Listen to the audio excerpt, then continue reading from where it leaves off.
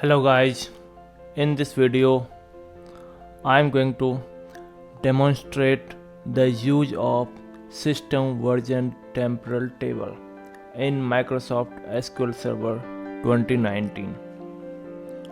So before going to see the implementation, I am going to discuss about what is the use or why we need to use temporal table. So the temporal table was introduced in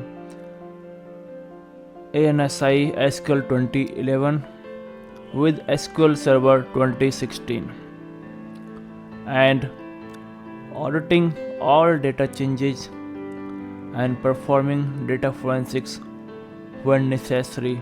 So that means it allows you to check or analyze the data changes and track any audit on the basis of the data. It also allows you to reconstruct the state of data, or it like this you can go back to any time in specific instance in your data. It also allows you to calculate trends over time, and that means it allows you to analyze the complete change in the table, with which you can see what is the trends going on time to time.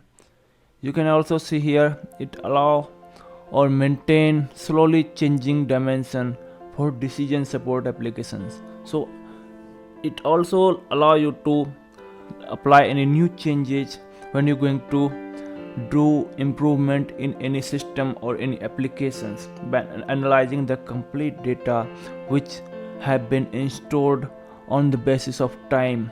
Okay, and here in the last, it also allow you to recovering from accidental data changes and application errors. That means suppose there is something mishappened, okay, in your database or data server, then this table allow you to get the latest or any time specific data from your table. Okay, and you can do that easily using the temporal table.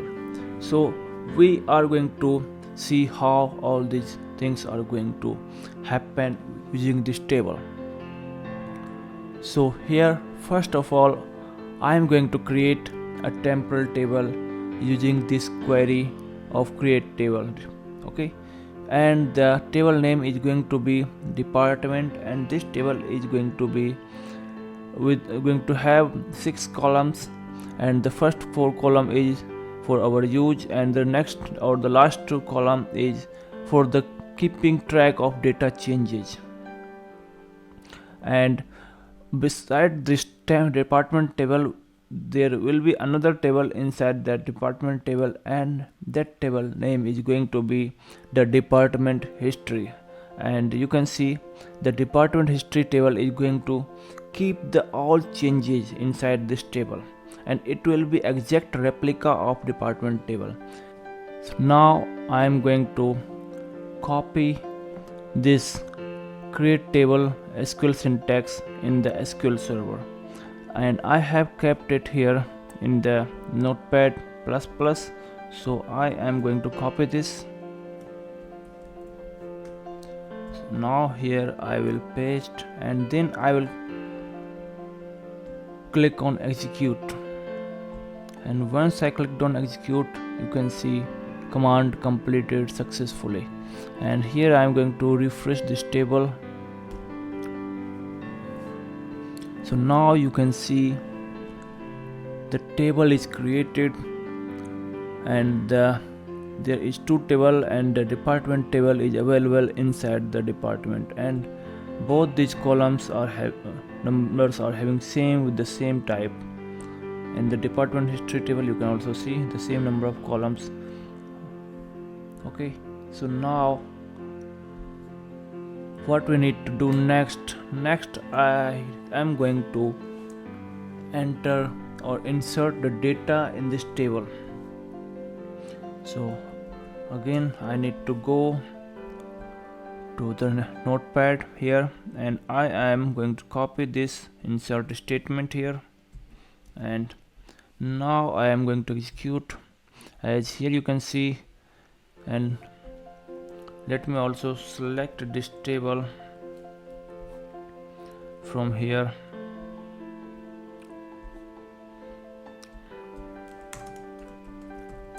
Select star from department.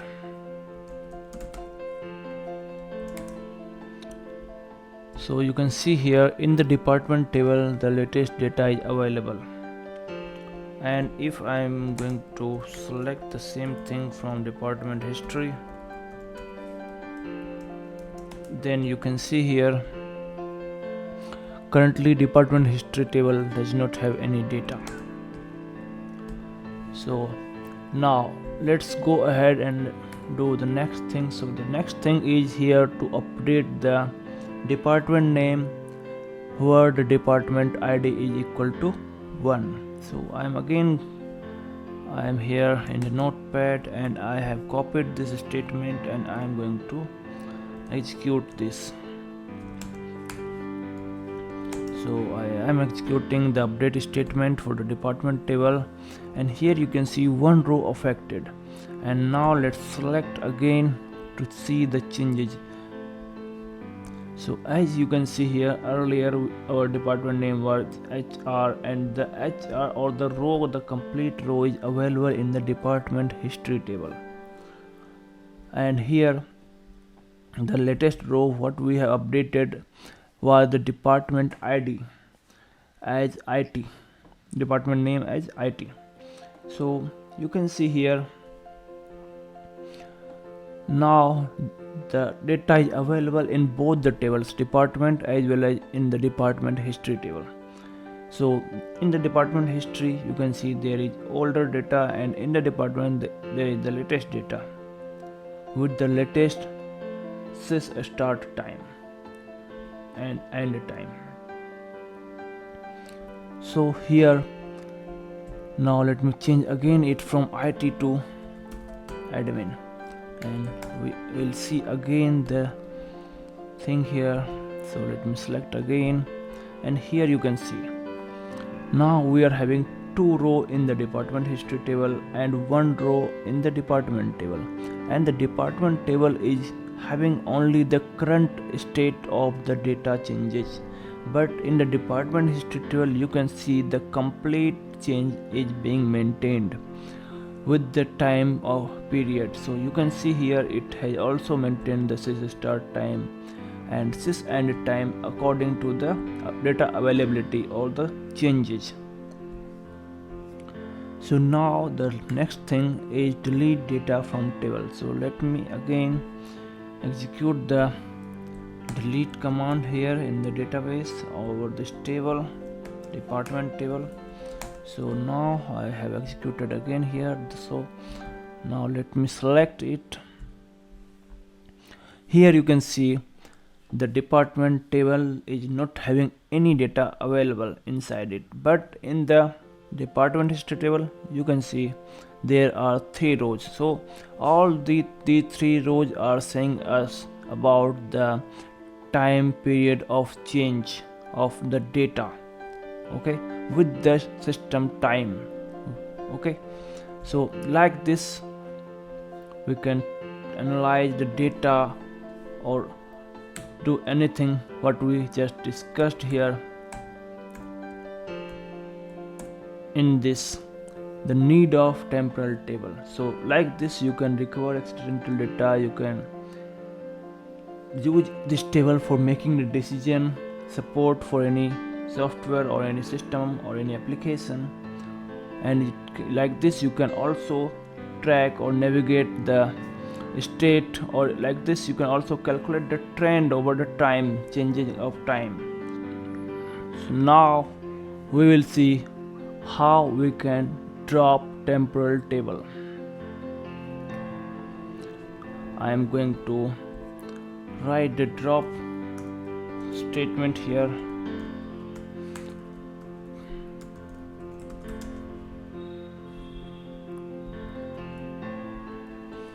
You can see here, this is the normal drop statement for dropping any table, but you can see here we cannot drop temporal table in the same way we used to drop the normal table. So you can see here the error message return drop table operation failed on the table because it is not supported operation on system version temporal table.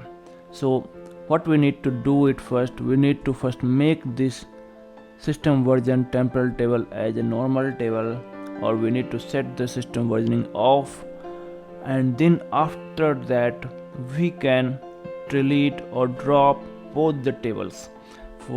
So again, let me go here in the notepad, and I have copied here, and now let me remove everything.